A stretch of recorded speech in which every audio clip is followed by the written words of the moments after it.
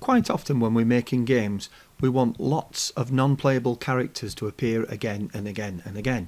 So if you look at this game, we've got a healthy eating game here where an apple and a pizza fall down the screen. But if I press the green flag, you'll see that the apple and the pizza fall down and then they disappear and we never see them again. So this is what I want my finished game to look like. So I've got a little character at the bottom of the screen that can move from side to side, and I want this character to catch the healthy eating food but avoid the unhealthy eating food. So not only in this game have I got an apple and a pizza that fall down the screen, I've got other objects, but when they get to the bottom I make a new copy of them at the top and it starts all over again. So let me just show you what that looks like. Uh-oh.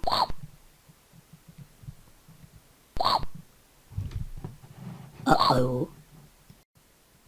One of the most important things when we're making a game is to get all our NPCs behaving just as we want them to behave before we think about cloning them or duplicating them. So in the case of this apple, what I want this apple to do is start at the top and fall to the bottom. But if the apple touches this person here, then their points are going to go up, and if they touch the brown part at the bottom, the brown colour, they're going to disappear. So if we just look at the code to start with, so we've got this, when the green flag's clicked, it's going to change the Y by 4. So that means it's going to fall down the screen. The Y coordinate is the vertical one, so it's going to forever keep falling down. I've made it point across the screen, so that's just the way that it appears on the screen, so that's not really as important as long as we change the Y by 4. But this is the important one over here. So when the green flag's clicked, we've made it show, and we make it go to Y150. So in other words, it appears somewhere at the top, and the X coordinate is a random one from -200 to +200. So in other words, it appears up at the top somewhere from here to here. So we don't know where it's going to appear. And then we've already said it falls down on the other code, but if it touches the colour brown, we hide it, and then it goes back to the top, and then it goes there. And also, if it touches the dude, this character at the bottom, then it gets hidden, we play a chomp sound, and the health goes up by 5. So that's all good. So if I click that green flag, you'll see the apple falls down, gets to the bottom, disappears, and that's it. But what I want to do now is I want to make a clone of this apple so that when it starts, we keep getting more apples up at the top doing the same thing. So I'm going to change this code ever so slightly. So I've written this code and it does what I want it to do. But what I'm going to do is I'm going to say that when the game starts, I'm going to go to control and I'm going to look for the one at the bottom that says create clone of myself.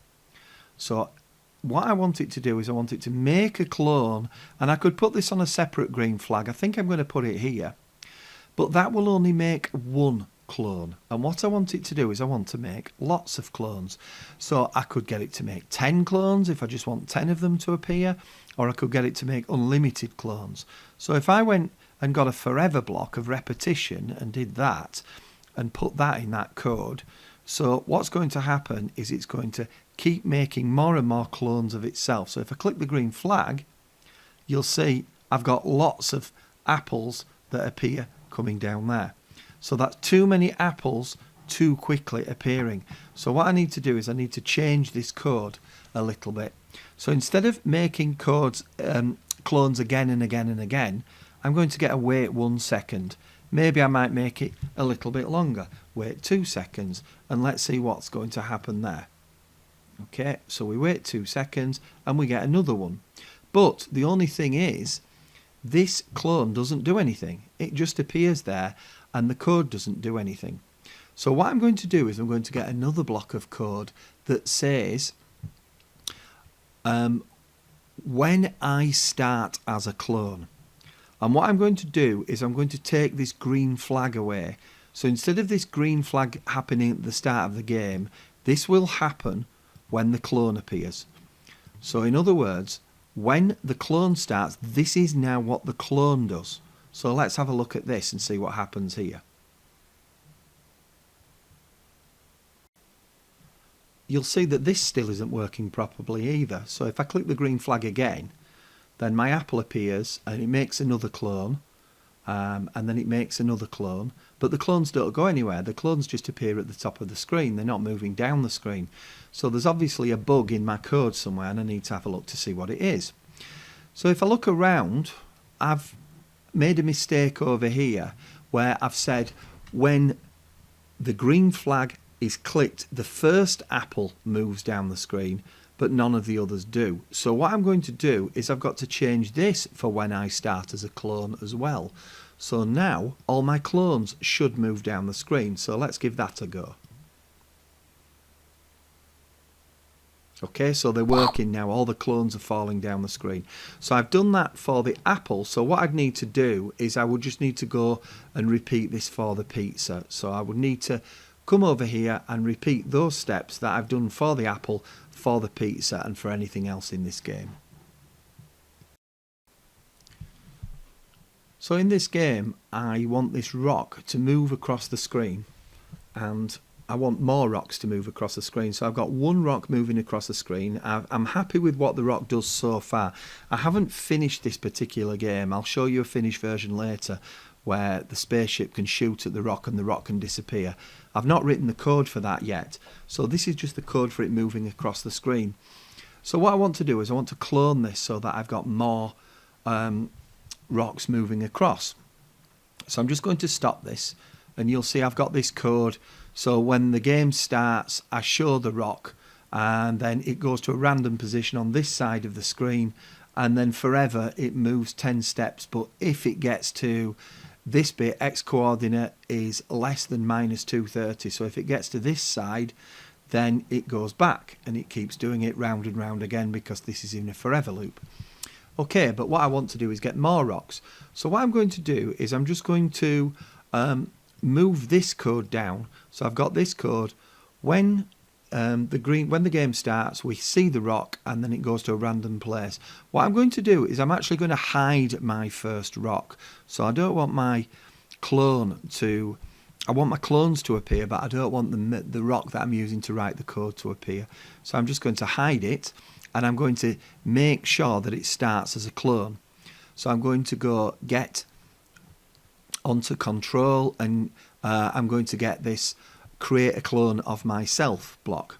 Now, as I've already said, this will only make one copy, and I want to make lots of copies of the clone. So I'm going to go to repetition and I could go to repeat 10 if I wanted 10 rocks, but I'm going to go to forever. So it's going to forever repeat a clone of itself. And in the last example that I showed you, what I want to do is I want that to slow down a little bit. So I want it to actually wait 1 second. Okay, so that's what it's going to do. Now, what I want to do down here is I want to use all this code here when it starts as a clone. So I'm going to go get the block under control that says when I start as a clone. So when I start as a clone, it's going to appear, it's going to go to the random position over here, and it's going to move across the screen. But if I've done this properly, what I should do is it should wait 1 second, and then I should get another rock. Now, that might be too many rocks. Let's have a look. So if I click this, we wait 1 second, we get another rock. So every second now, we're getting another rock. I think that might make the game a little bit too hard. So what I could do is I could make it wait a bit longer. So maybe make it wait 4 seconds. So let's see what that looks like. So 4 seconds.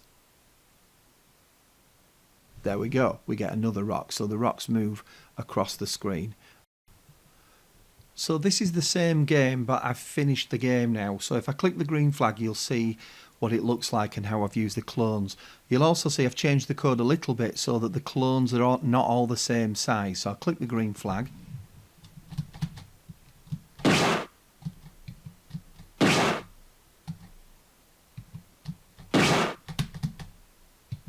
And then if I crash, if I hit the bottom, oh no.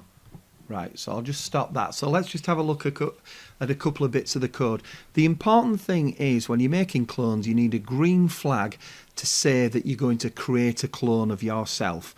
So that's it. And you need the repetition to say how many times that's going to happen. Is it going to be forever? And how long are you going to wait? Or are you going to make it repeat 5 times and just get 5 copies? So you need the green flag for that. Everything else needs to start when I start as a clone and not when green flag clicked, so that it's the clone that you're talking about. Now, I did mention in this game that I changed it so that the rocks, when they come on, are not all the same size. They get bigger or smaller. So whatever kind of game you're making, you might want your NPCs to be bigger or smaller. So I've done that over here. You can see on this code that starts when I start as a clone, and it says set size to pick random. So if I just move this down, this set size, if I go to looks over here, you'll see I've got one that says set size to 100%. So what I've done is I've got that, then I've gone to operators, and I've got the one that says pick random 1 to 10, and I've put that in there. Now it's a percentage of its size. So I've said that the rock's actually quite big to start with, so the rock would probably take up most of the screen. So I've said all the random rocks can be 50%, they can be half its size, right down to 20%, which is 1/5 of its size. So I've used those instead. So you'll see when I put this on that hopefully you might get an example of how the rocks are different sizes. So I'll just try to keep out of the way of this rock. Both of those are pretty much the same, but that one's a bit bigger. So you'll see they're not all the same size rocks. Here we've got a bubble pop style game. So if I press the green flag, you'll see I get a heart that moves around on the screen. And if I click on it, then I get 10 points. And it disappears. But there's only one heart, and so what I want it to do is I want it to make a clone so that we get more than one heart appearing. So let's have a look at the code. So this part up here, we set the score to 0, we give them 20 seconds on the timer, so that's not really what we're looking at too much here. This bit here is when the sprites click, so when you click on the heart you get 10 points, it changes the score by 10, it plays a popping sound and it hides the heart. So this one over here, it shows the heart, so when you click the green flag you can see the heart, and it goes in a random direction between 1 and 360 degrees, and it keeps moving, and if it's on the edge of the screen it bounces back in another direction. Now this one down here is the timer, so it repeats 20, so we change the timer by -1 and then we wait 1 second, so the timer counts down. So it's a different way of doing a timer, and then we play a clown honk when we run out of 20 seconds, and it stops the game. So what I need to do is I need to come up and I need to find this bit up here. I'm going to add some code to this. So it could have gone on any green flag. I'm putting it up here. What I want it to do is to make a clone of itself. So I'm going to go to Control, and like we've done in the others, so create a clone of myself. But what I want it to do is to make it more than one clone. So if we just do this and click the green flag, it will make one clone at the start of the game, and so that's not really good enough. We don't want just one clone, and the clone is still hidden anyway. So what we want it to do is we want it to make more than one clone. So I'm going to go back to Control, and I'm going to get Forever, and I want it to make lots of clones, and I want these clones to actually appear. So over here I've got this how it moves, and I've got a when green flag clicked. So I'm going to swap the green flag clicked from when I start as a clone. So when I start as a clone you're going to see it, and it's going to move randomly around the screen. So if I click on that, you'll see I just get too many. There's too many all at once. So what I need to do is stop that, and where it says make a clone of myself, I need to wait a second or wait 2 seconds to decide how many clones I've got, because they're all appearing too quickly.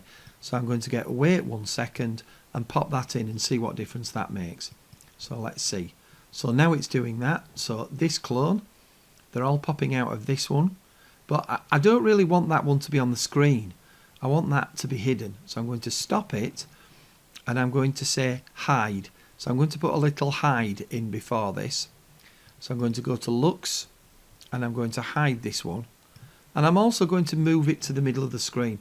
So I suppose what I should do when I move it to the middle of the screen is I should use some coordinates so that I can actually see it. So I just need to press this show button. And I need to move it to the middle of the screen, but every time I click on it, then it's popping. So I'm just going to stop this when sprite clicked.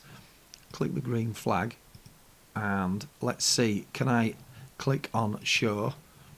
I'm going to move it there. I want it to start in the middle of the screen. So let's go and get the coordinates where it is now, and let's say it's going to start from that point on. So let's put all that code back together and see what that looks like. Okay, so every 1 second we get a new heart, and then if I click on any of the hearts, then I get 10 points, and as it counts down, it's going to stop the game when I get to 0 seconds. So you'll see in a few seconds I run out and it's going to stop. It's going to play sound and stop.